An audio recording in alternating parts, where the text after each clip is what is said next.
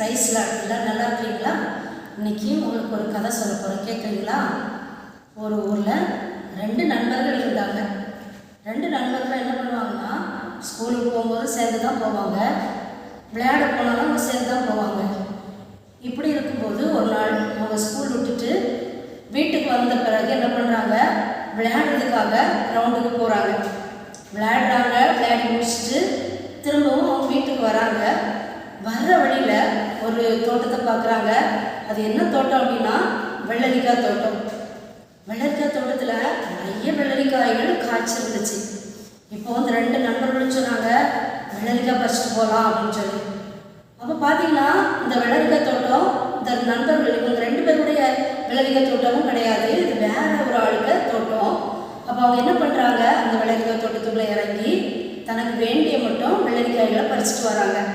பறிச்சுட்டு வீட்டுக்கு வராங்க. வீட்டில் 2 பேரும் அவங்க அம்மாட்ட கொண்டு கொடுக்குறாங்க.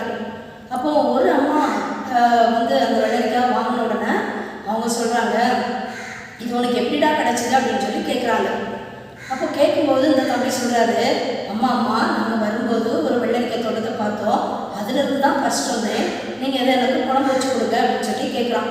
அப்போ அந்த அம்மா சொல்கிறாங்க, இது தப்புடா, இது நம்ம தோட்டம் கிடையாது, வேற ஒருத்தருடைய தோட்டம்.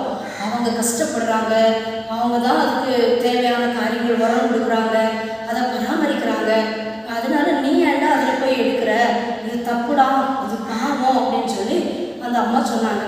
சொன்னது மாத்திரம் இல்லை, அவங்க என்ன பண்ணாங்க தெரியுமா, அது எப்படி சமைச்சாங்க அப்படின்னா, வேப்பெண்ணெய் அவங்களுக்கு தெரியுமா, அது கசப்பாக இருக்கும். அந்த வேப்பெண்ணையை ஊற்றி அவங்க அந்த வெள்ளரிக்காவை சமைச்சு அந்த அண்ணனுக்கு கொடுத்துட்டாங்க. நைட்டு இந்த தம்பி என்ன பண்ணுறாரு, அந்த வெள்ளரிக்காய் குழம்பு வச்சதை சாப்பிட்றாரு. சாப்பிட்ட உடனே அவருக்கு கசப்பாக தெரியுது. உடனே அம்மாட்ட கேட்குறாரு, என்னம்மா சமைச்சிருக்கிறீங்க, கசப்பாக இருக்குதுமா அப்படின்னு சொல்லி சொல்கிறாரு. உடனே அந்த அம்மா சொன்னாங்க, இது நம்ம தோட்டத்தில் உள்ளது இல்லைடா, நீ வேற ஆள்கிட்டருந்து நீ எடுத்துகிட்டு வந்திருக்கிற, இது திருடி எடுத்துகிட்டு வந்திருக்கிற, திருடின எந்த பொருளுமே நல்லா இருக்காதுடா, இது தப்பு அப்படின்னு சொல்லி அந்த அம்மா சொல்லிட்டாங்க. இன்னொரு அண்ணன் திருடிட்டு போனாங்கல்ல, அவங்க அம்மாட்ட கொடுத்து இதை சமைச்சு கொடுங்கன்னு சொன்னாங்க. அந்த அம்மா அந்த அண்ணன்கிட்ட எதையுமே கேட்கல, இது எங்கேருந்து எடுத்துகிட்டு வந்த, இது யார் கொடுத்தா, எதுவுமே கேட்காம அவங்க என்ன பண்ணிட்டாங்க, வீட்டில் நல்ல தேங்காய் இருந்துச்சு, அந்த தேங்காயில் நல்லா சூப்பராக டேஸ்ட்டாக என்ன பண்ணிட்டாங்க, சமைச்சு அந்த அண்ணனுக்கு நைட்டு கொடுத்தாங்க. அந்த அண்ணனும் நல்லா டேஸ்ட்டாக சமைச்சு கொடுத்தது நல்லா சாப்பிட்டாங்க, தூங்கிட்டாங்க. காலையில் எழும்புறாங்க. 2 பேரும் ஸ்கூல் போனோம். 2 பேரும் ஸ்கூலில் மீட் பண்ணுறாங்க. அப்போ 2 பேரும் பேசிக்கிட்டாங்க. என்ன பேசுனாங்க, நேற்று வெள்ளரிக்காய் அதை எடுத்துகிட்டு போகணும்ல, நீ சாப்பிட்டியா, நல்லா சூப்பராக இருந்துச்சுடா அப்படின்னு சொல்லி ஒரு அண்ணன் சொன்னாங்க. இன்னொரு அண்ணன் சொல்கிறாங்க, ஐயா நல்லாவே இல்லைடா, கசப்பாக இருந்துச்சுடா அப்படின்னு சொல்லி சொன்னாங்க. ஆனால் இந்த திருடுனா பார்த்தீங்களா, 2 பேரும் திருடுனாங்க பார்த்தீங்களா, அதில் ஒரு அண்ணன் என்ன பண்ணிட்டாங்கன்னா, இந்த நண்பனோட நம்மளும் சேர்ந்தா நம்மளும் இந்த மாதிரி கெட்டு போயிடுவோம், நம்ம இனிமேல் இந்த நண்பனோட சேரக்கூடாதுன்னு சொல்லிட்டு அவன் என்ன பண்ணுறாங்க, அவனை விட்டு விலகிடுறாங்க. இந்த ஃப்ரெண்ட்ஷிப் எனக்கு தேவையில்லைன்னு சொல்லி இந்த அண்ணன் விலகிடுறாங்க. இப்போது 2 பேருமே படிக்கிறாங்க. ஆனால் இந்த விலகுனாங்க பார்த்தீங்களா, அந்த அண்ணன் நல்லா படித்து நல்ல ஒரு வேலையில் அவங்க இருக்கிறாங்க. இந்த திருடிட்டே இருந்தாங்க பார்த்தீங்களா, இந்த அண்ணன் என்ன பண்ணுறாங்க, இவங்களுக்கு படிப்பும் வரல, இவங்க படிக்கிறதுல இன்ட்ரெஸ்ட்டும் இல்லாமல் இந்த அண்ணன் என்ன பண்ணிட்டாங்க, கொஞ்சம் கொஞ்சமாக திருட ஆரம்பித்தாங்க. சின்ன சின்ன திருட்டு வேலை பண்ணிகிட்டே இருந்தவங்க வளர பெரிய பெரிய திருடு, கொலை, இப்படி நிறைய பாவங்களை செய்ய ஆரம்பிச்சிட்டாங்க. குட்டீஸ், பாவம் செய்யும்போது அதுக்கு தண்டனை உண்டு அப்படிதானே, அதே போல தான் அந்த அண்ணனுக்கு ஒரு நாள் என்ன பண்ணாங்கன்னா, கோர்ட் தூக்கு தண்டனை அப்படின்னு சொல்லி அவங்களுக்கு விதிச்சிட்டாங்க. இப்போ இந்த அண்ணன் என்ன பண்ணுறாங்க, ஜெயிலில் இருக்கிறாங்க. தூக்கில் போடக்கூடிய அந்த நாள் வருகிறது. அந்த நாள் வரும்போது தூக்கு தண்டனை கைதிகள்கிட்ட ஒரு கேள்வி கேட்பாங்க. என்ன கேள்வி அப்படின்னா, உங்களுக்கு என்ன ஆசை இருக்குது, கடைசி ஆசை என்னது, அதை நீங்கள் சொல்லுங்கள், நாங்கள் நிறைவேற்றுறோம்னு சொல்லி சொல்லுவாங்க.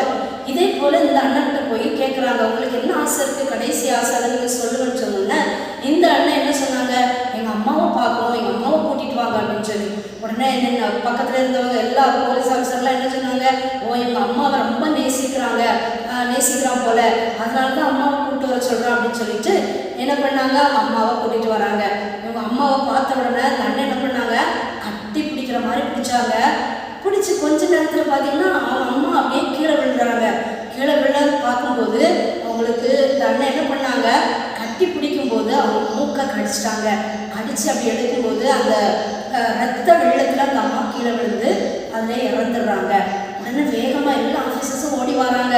என்னடா என்னடா அப்படின்னு சொல்லி கேட்கும்போது அப்போ தான் அந்த அண்ணன் சொன்னாங்க, நான் இந்த நிலைமைக்கு இன்னைக்கு தூக்கு தண்டனை ஒரு கைதியாக நிற்பதற்கு காரணமே எங்கள் அம்மா தான் அப்படின்னு சொல்லி. என்னடா இப்படி சொல்கிற, எந்த அம்மாவாக இப்படி செய்வாங்களாடா அப்படின்னு சொல்லும்போது அப்போ தான் அந்த அண்ணன் சொன்னாங்க, நான் சின்ன வயசாக இருக்கும்போது ஒரு நாள் வெள்ளரிக்காய் திருடிட்டு வந்தேன்.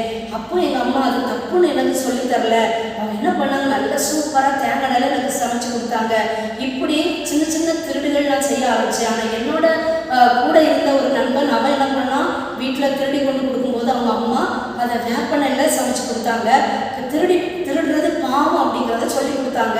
அதனால அந்த நண்பன் என்ன பண்ணிட்டான், அன்னைக்கு அவன் திருந்தி நல்லா படிச்சு இன்னைக்கு நல்ல நிலைமையில இருக்கிறான். ஆனால் எங்கள் அம்மா எனக்கு அதை தப்புன்னு சொல்லி தராததுனால நான் சின்ன சின்ன திருடுகள் பண்ணி கொலை குற்றங்களை நான் ஈடுபட ஆரம்பித்தேன். அதுதான் இன்னைக்கு நான் தூக்கு தண்டனை கைதியாக இன்னைக்கு நான் நிற்க வேண்டிய ஒரு சூழ்நிலை. இந்த நிலைமைக்கு காரணம் எங்கள் அம்மா தான் அப்படின்னு சொல்லி அந்த தம்பி சொல்லி ரொம்ப கண்ணீரோடு அழுதாங்களாம். இதை கேட்டவொன்னே எல்லாரும் ரொம்ப ஆச்சரியமாக பார்த்தாங்க.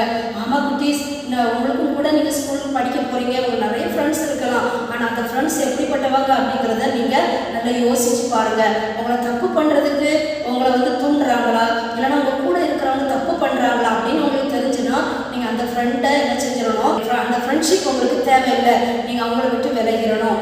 இல்லை அப்படின்னா நீங்கள் அவங்களோடு சேர்ந்து நீங்களும் படிச்சுட்டு இருந்தீங்கன்னா நீங்களும் அவங்க பண்ணுற தப்பையே நீங்களும் பண்ண வேண்டிய ஒரு சூழ்நிலை வரும்.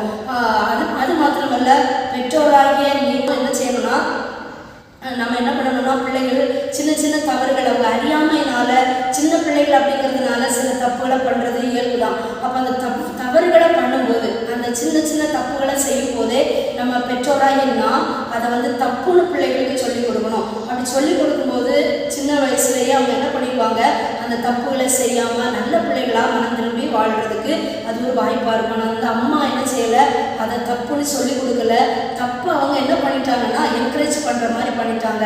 அதனால தான் அந்த கடைசியில் அவங்களுடைய இந்த நிலைமைக்கு காரணம் அவங்க அம்மாவாக மாறிட்டாங்க. ஆனால் நம்ம ஒரு நாளும் இந்த தப்பை நம்ம என்ன செய்யக்கூடாது, செய்யக்கூடாது.